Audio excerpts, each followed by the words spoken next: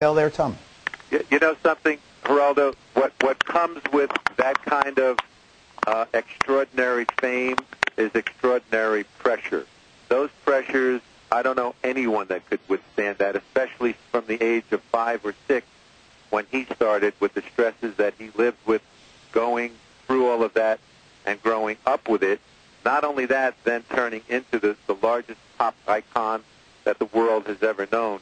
Those pressures would be difficult for anyone to ever live with.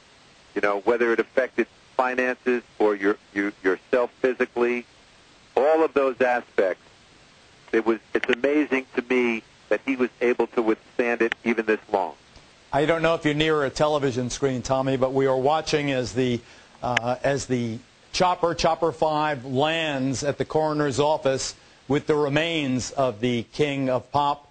You know, however he lived, this is a very humble final scene to that story that trajectory that we all witnessed as they take his remains out of the chopper, and our live cameras watch it. Tommy, I have to say before I let you go, just in the times that I was with Michael and talking to the people who were closest to him during his times of greatest duress, I was extremely skeptical that these British concerts would ever go on. I know that as recently as a couple of months ago, he had not hired a choreographer. You know, the fact that he was, quote-unquote, rehearsing in Los Angeles. He hadn't hired any dancers, as far as I know, till 6-7 weeks ago for this incredible series of concerts. Do you think that this final burden helped put him over the top? I think that the pressure of that burden had to be enormous for Michael. Don't forget, being the icon that he is and trying to recreate that once again, I'm sure it put an inordinate amount of pressure on him that, you know, would be difficult for anyone to bear, you know. And the only thing that I hope is that everyone would at least give him and the family the respect of treating him with as much of the respect that he is really due as one of the greatest creative forces ever, despite the things that may have been in his life or his pitfalls. You know, he deserves that, I think, more than anyone, because he's certainly given all of us so much. Tommy Mottola, the former chairman of Sony Music Entertainment, and a giant in the business in his own right. Tommy, thanks for taking the time to get on the phone. I appreciate it. Thank you, Geraldo. Okay.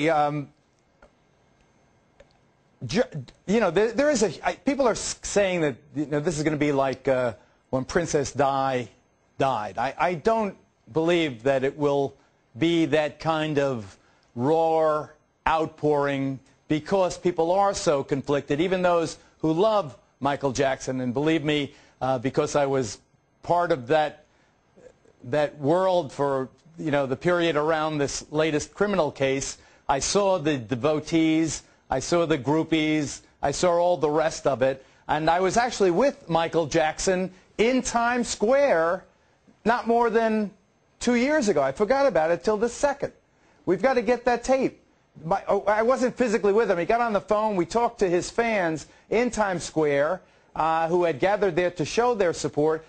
And Julie Banderas, our Julie Banderas, is in Times Square now live with some of the fans and some of the people who are curious about the activities of this tragic day. And she also has a look into Jackson's turbulent childhood. Julie.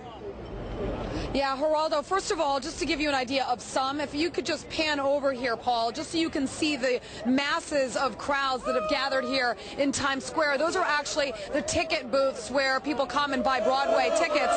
People have been asking me, is there a show in Times Square? What's going on in Times Square? We tell them Michael Jackson has died. Many people, when they learned about Michael Jackson passing away, they came to Times Square for some reason. Perhaps this is because this is the crossroads of the world where people from all around the country, all around the world come to gather here today.